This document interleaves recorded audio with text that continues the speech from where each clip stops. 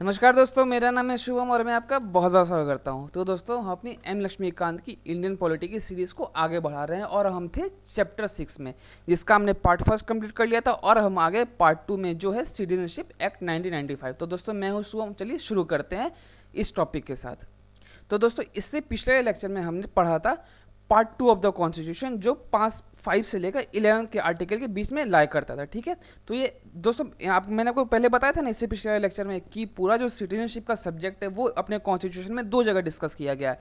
पहला तो part 2 of the constitution में और दूसरा सिटीजनशिप एक्ट 1955। ठीक है, तो ये जो पूरा पार्ट है, पार्ट 2 ऑफ द कॉन्स्टिट्यूशन, वो क्या बताता है कि 26 जनवरी 1950 को कौन कौन से लोग इंडियन सिटीजन होंगे। ठीक है, ये बस एक क्वेश्चन का आंसर करता था। बाकी जितने भी क्वेश्चन के आंसर है वो कौन डिसाइड करता है? Citizenship act 1955। ठीक है, और कहीं ना कहीं एग्जाम के पॉइंट ऑफ व्यू से ये ज़्यादा इंपॉर्टेंट है। ये उतना इंपॉर्टेंट नहीं है, बस आपको इसके थोड़े से प्रोविजंस बस याद रखने पड़ेंगे, लेकिन ये आपको अच्छे से देखना पड़ेगा। ठीक है, तो चलिए स्टार्ट करते हैं सिटीजनशिप एक्ट से।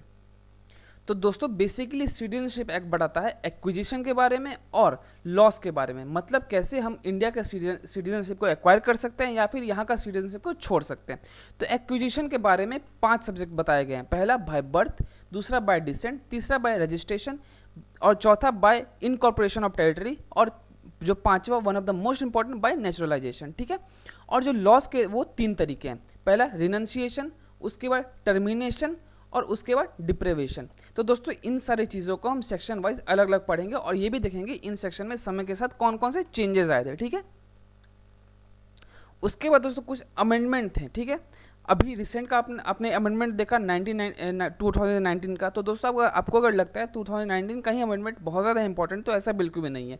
बहुत बार अमेंड किए गए हैं। ठीक है, और मेजर अमेंडमेंट ये थे जो 2019 का, वो तो आपने रिसेंट में देखा ही। उसके बाद था 1986 का अमेंडमेंट, और उसके बाद था 1992 का, उसके बाद 2003 का और उसके बाद 2005 का। ठीक है, तो ये अमेंडमेंट का क्या थे ये देख लेते हैं अब। तो दोस्तों, पहला देख लेते हैं अपन 1986 का, जो बॉर्न इन इंडिया। दोस्तों, 1986 से पहले ये कहा जाता था कि कोई भी अगर बच्चा अगर इंडिया में जन्म होता है तो उसको डायरेक्टली इंडिया की सिटीजनशिप मिल जाएगी। डजेंट मैटर कि उसके उसके जो माता पिता है वो कहाँ के हैं। तो यहाँ पे कहीं ना कहीं थोड़ी सी प्रॉब्लम होने लगी। ठीक है, उसके बाद ये किस्सा चला 1992 तक। 1886 के बाद ये कहा गया, जो इस टाइम जो अमेंडमेंट आया उस टाइम ये कहा गया कि वो पहला तो इंडिया में बॉर्न होना चाहिए और उसके बाद आइदर ऑफ हिज, मतलब कि उसका जो फादर है, मतलब उनके जो फादर है वो इंडियन होने चाहिए। ठीक है, उसके बाद जो 1992 में है, 1992 में ये कहा गया कि जो वुमेन, मतलब कि डिस्क्रिमिनेशन को ख़त्म कर दिया गया। मतलब कि ये कहा गया इसके बाद कि एदर ऑफ हिज पेरेंट्स, मतलब या तो उसके फादर या तो मदर, दोनों में से कोई भी अगर इंडिया हो तो वो ऑटोमेटिकली उसको, उस बच्चे को इंडियन सिटीजनशिप मिल जाएगी। फिर ये किस्सा चला 2003 तक। 2003 में उसका है इलीगल इमिग्रेंट के बारे में। इस सेक्शन ने इलीगल इमिग्रेंट को डिफाइन किया, और यही इलीगल इमिग्रेंट दोस्तों जिसकी वजह से 2019 का जो अमेंडमेंट एक्ट है वो इतने ज़्यादा बवाल में रहा था। ठीक है, उसके बाद 2005 में आया ओवरसीइंग इफेक्ट ऑफ इंडियन। इसमें भी मेजर चेंजेस आए थे। तो दोस्तों, ये जितने भी अमेंडमेंट है इसको हम लोग सेक्शन वाइज पढ़ेंगे। तो चलिए आगे देखते हैं अब। दोस्तों, सिटीजनशिप एक्ट का जो सेक्शन 3 है वो बताता है सिटीजनशिप बाय बर्थ के बारे में, और इसका सबसे इंपॉर्टेंट इंटीग्रेंट है कि आपका जन्म इंडिया में होना चाहिए तो आपको कैसे इंडियन सिटीजनशिप मिल सकती है। ठीक है, तो इसमें 3 चीज़ों में समय समय पर डिफाइन किया गया। ठीक है, जो पहला था वो टाइमलाइन था 26 जनवरी 1950 से लेकर 1 जुलाई 1947। इस टाइम ये कहा जाता था कि आपका अगर जन्म अगर आपका जन्म इंडिया में हो, ठीक है, तो इस टाइमलाइन के बीच में आपको ऑटोमेटिकली इंडियन सिटीजनशिप मिल जाएगी। डजेंट मैटर कि आपके जो फादर या फिर मदर है वो इंडियन सिटीजन है या नहीं है। ठीक है, लेकिन ये किस्सा चला 1 जुलाई 1987 तक। उसके बाद दोस्तों आया 1 जुलाई 1987 का अमेंडमेंट एक्ट, जो कब तक चला? 2003 तक। और इसमें ये कहा गया था, तो दोस्तों इसके बाद क्या हुआ था कि जैसे मान लो कि हमारा जो इंडिया है वहाँ पे जितने भी पड़ोसी देश है वहाँ से इलीगल इमिग्रेंट आते थे। ठीक है, तो अगर ऐसा होता तो वो उसका जन्म अगर इंडिया में होता तो उसे क्या होता, ऑटोमेटिकली उसको इंडियन सिटीजनशिप मिल जाती। लेकिन उसके बाद दोस्तों ये जो अमेंडमेंट एक्ट आया 1987 का, इसने इसकी डेफिनेशन थोड़ी सी बदल दी। उसने कहा या पहला तो आपका बॉन्ड इंडिया में होना चाहिए, आपका जन्म इंडिया में होना चाहिए, और दूसरा आपका कोई भी एक पेरेंट्स या तो फादर या तो मदर इंडियन सिटीजन होना चाहिए, ठीक है। लेकिन इससे ये प्रॉब्लम सॉल्व नहीं हो रही थी। फिर उसके बाद दोस्तों आया 3 दिसंबर 2003, यहाँ पे जो अमेंडमेंट एक्ट आया उसने क्या कहा गया, आपके जो दोनों पेरेंट्स है वो इंडियन होने चाहिए, या तो आपके एक पेरेंट्स इंडियन हो और जो दूसरा पेरेंट्स हो वो इलीगल इमिग्रेंट ना हो, ठीक है। अब ये इलीगल इमिग्रेंट क्या है, ठीक है, इसमें सिटीजनशिप एक्ट में इसे डिफाइन किया गया है। जैसे मान लीजिए हमारे पड़ोसी देश से या फिर कोई भी फॉरेनर अगर इंडिया में आके रह रहा है, ठीक है, इंडिया में आके रह रहा है, तो वो जो इंडिया आया वो बिना किसी वैलिड डॉक्यूमेंट और बिना पासपोर्ट का आया, ठीक है, पहला तो ये, या फिर वो जितने पीरियड के लिए आया है उससे ज़्यादा पीरियड के लिए वो रह रहा हो इंडिया में, तो वो इलीगल इमिग्रेंट कहलाएगा, ठीक है। और जो अभी लॉ ऑफ द लैंड है, मतलब अभी तक जो लॉ लागू है इस मैटर में, ये अभी यही लॉ है 3 दिसंबर 2003 का, ठीक है। अब दोस्तों आता है सिटीजनशिप बाय डिसेंट, जो सेक्शन 4 में दिया गया है, ठीक है। डिसेंट का मतलब क्या हो गया, जैसे मान लीजिए आपके पेरेंट्स या फिर ग्रैंड पेरेंट्स की वजह से आपका उससे रिलेशन है, ठीक है, इंडिया से, ठीक है। तो इसमें क्या कहा गया है, इसका मेन जो इंग्रेडिएंट है वो बॉर्न आउटसाइड इंडिया, मतलब आपका जन्म इंडिया से बाहर हुआ है, ठीक है, लेकिन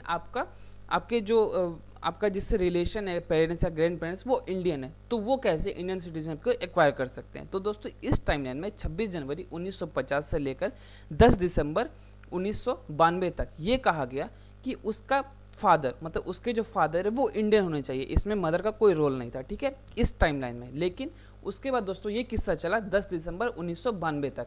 1992 के बाद उस टाइम जो अमेंडमेंट एक्ट आया उसने जेंडर न्यूट्रलाइजेशन की बात की, मतलब उसका या तो फादर या तो मदर अगर इंडियन हो, मतलब दोनों में से कोई एक या फिर दोनों, ठीक है, अगर इंडियन हो तो उसको इंडियन सिटीजनशिप मिल जाएगी, ठीक है।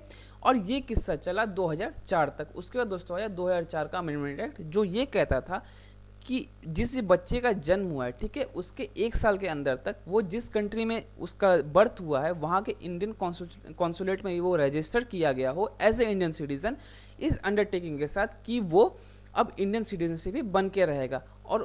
और जो ये माइनर चाइल्ड है, जो भी हमारा ये माइनर चाइल्ड है, उसके पास किसी और देश का, किसी और कंट्री का पासपोर्ट नहीं है, तो उसे बाय डिसेंट इंडियन सिटीजन कहा जाएगा, ठीक है। उसके बाद दोस्तों आता है सिटीजनशिप एक्ट का सेक्शन 5, जो ये डिफाइन करता है बाय रजिस्ट्रेशन, मतलब बाय रजिस्ट्रेशन किसको इंडियन सिटीजनशिप बनाया जा सकता है, ठीक है। तो ये जो पार्टिकुलर जो सेक्शन है ये कुछ कैटेगरी को डिफाइन करता है, लेकिन उस कैटेगरी को जानने से पहले हमें जानना पड़ेगा POI, मतलब पर्सन ऑफ इंडियन ऑरिजिन, वो कौन होंगे। पर्सन ऑफ इंडियन ऑरिजिन वो होंगे या तो उसका पेरेंट्स अनडिवाइडेड इंडिया में बॉर्न हुआ हो, ठीक है, पहला तो ये, या फिर उसका पेरेंट्स 15 अगस्त 1947 का बॉर्न हुआ हो, और जो भी वैसी टेरिटरी में जहाँ से हमने उस टेरिटरी को इंडिया में इनकॉर्पोरेट किया था, मतलब जैसे सिक्किम और पौंडीचेरी वो इंडिया का पार्ट कब बना था, हमारे आज़ादी के बाद, मतलब 1947 के बाद वो बना था, ठीक है। तो ये कुछ कैटेगरी को डिसाइड करता है, ठीक है। तो ये था अपना सिटीजन बाय रजिस्ट्रेशन, जो था सेक्शन 5। उसके बाद दोस्तों आता है बाय नेचुरलाइजेशन, जो सेक्शन 6 है, ठीक है। इसमें ये कहा गया वैसे लोगों को इंडियन का सिटीजनशिप दे दिया जाएगा, वैसे लोग जो जिस कंट्री से में वो रह रहे हैं, ठीक है, वहाँ पे इंडियन सिटीजन को प्रिवेंट नहीं किया जाएगा, मतलब कि वैसा कंट्री जहाँ पे किसी भी इंडियन को वहाँ के सिटीजनशिप नहीं दी जाती है, ठीक है, वैसे देश का वो नहीं होना चाहिए। दूसरा, रिनाउंस अदर सिटीजनशिप, मतलब वो वहाँ का सिटीजनशिप छोड़ चुका हो, ठीक है, वहाँ का सिटीजनशिप रिनाउंस कर चुका हो, तब उसे इंडियन सिटीजनशिप दे दी जाएगी। उसके बाद डेट ऑफ एप्लीकेशन से 12 महीने पहले से ही वो इंडिया में रह रहा हो, या फिर गवर्नमेंट ऑफ इंडिया के अंदर कोई एम्प्लॉयमेंट कर रहा हो, या फिर partly this is also permissible, ठीक है। और उसके बाद डेट ऑफ एप्लीकेशन से 12 महीने पहले से तो वो रह रहा हो, ठीक है, और इंडिया में रिसाइड कर रहा हो, या फिर गवर्नमेंट ऑफ इंडिया की कोई भी मतलब कि कोई भी एम्प्लॉयमेंट वो कर रहा हो, ठीक है, 14 साल के अंदर और 11 साल तक कम से कम इसे ये करना पड़ेगा, ठीक है। उसके बाद he should be of good character, और उसके बाद सेक्शन शेड्यूल 8 के अंदर जितने भी लैंग्वेजेस है उससे उसकी एडिक्वेट नॉलेज होनी चाहिए, ठीक है।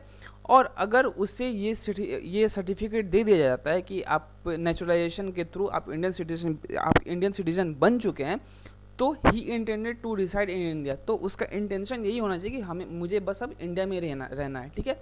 और इस टाइम दोस्तों इसको ओथ भी दिलाई जाती है, ठीक है। उसके बाद दोस्तों आता है इनकॉर्पोरेशन, मतलब कि बाय इनकॉर्पोरेशन ऑफ टेरिटरी, जो आता है सेक्शन 7 के अंदर, ठीक है। ये कहता है कि कोई भी फॉरेन टेरिटरी को अगर हम इंडिया का पार्ट बना लेते हैं तो पार्लियामेंट ये डिसाइड करेगा कि वहाँ पे कौन कौन से लोग इंडियन सिटीजनशिप बनने के लिए क्वालिफाई करते हैं, ठीक है। जैसे पौंडीचेरी आज़ादी के बाद इंडिया के अंदर इंडिया का पार्ट बना था, तो पार्लियामेंट में सिटीजनशिप और एक ऑर्डर इशू किया था जिसमें ये बताया गया था कि कौन कौन से लोग होंगे जो इंडियन सिटीजन बनने के लिए क्वालिफाई करेंगे। तो ये था अपना bye incorporation of the territory, जो था सेक्शन 7, ठीक है। अब दोस्तों एक्विजिशन का पूरा किस्सा सुनने के बाद ये जो लॉस का है ना, ये बहुत आसान हो जाता है, ठीक है। लॉस में कौन कौन से होंगे? रिनंसिएशन, टर्मिनेशन और डिप्रिवेशन। दोस्तों यहाँ पे एक गलती है, यहाँ पे सेक्शन 8 होगा, ठीक है, यहाँ पे सेक्शन 9 होगा और यहाँ पे होगा सेक्शन 10। यहाँ पे थोड़ी सी मिसप्रिंट हो गई है, ठीक है। तो इसे आप करेक्ट कर लेना जो भी आप नोट्स बना रहे हो, ठीक है। तो चलिए इसे एग्जांपल से समझते हैं। जैसे मान लीजिए आप किसी स्कूल में पढ़ रहे हो, ठीक है, वहाँ पे या तो आपने खुद ही स्कूल छोड़ दिया, ठीक है, तो ये हो जाएगा रिनंसिएशन, या तो आपने वॉलंटरीली किसी और स्कूल में एडमिशन ले लियो, ये होगा टर्मिनेशन। और तीसरा, अगर वहाँ के प्रिंसिपल ने आपको खुद ही निकाल दिया हो, तो इसी से रिलेट करके समझते हैं। जैसे मान लीजिए आपने खुद ही इंडिया का सिटीजनशिप छोड़ दिया, वहाँ रिनाउंस कर दिया, तो इससे आप सिटीजनशिप को छोड़ सकते हैं, ठीक है। उसका टर्मिनेशन मतलब कि वॉलंटरली आपने किसी और देश की अगर सिटीजनशिप ले लिए तो ऑटोमेटिकली आपकी इंडिया की सिटीजनशिप चली जाती है, ठीक है। उसका डिप्रिवेशन मतलब कि आपको गवर्नमेंट ऑफ इंडिया के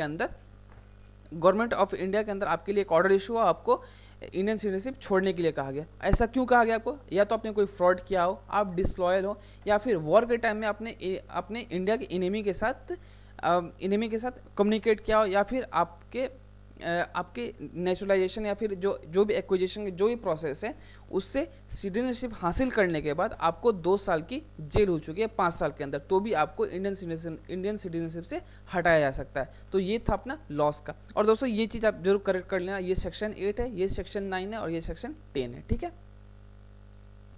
तो दोस्तों ये था पूरा सिटीजनशिप का किस्सा। इसमें हमने दोनों चीज़ देख लिया, पार्ट 2 ऑफ द कॉन्स्टिट्यूशन और जो सिटीजनशिप एक्ट 1955 है उसके बारे में जान लिया, ठीक है। तो दोस्तों इसी तरह की लेक्चर सुनने के लिए आप प्लीज़ लाइक कीजिएगा, शेयर कीजिएगा और सब्सक्राइब जरूर कर दीजिएगा, ठीक है दोस्तों के साथ। तो दोस्तों मिलते हैं अगले लेक्चर में एक नए चैप्टर के साथ, ठीक है। तो आज के लिए बस इतना ही रह जाते हैं। आज के लिए दैट्स ऑल, थैंक यू।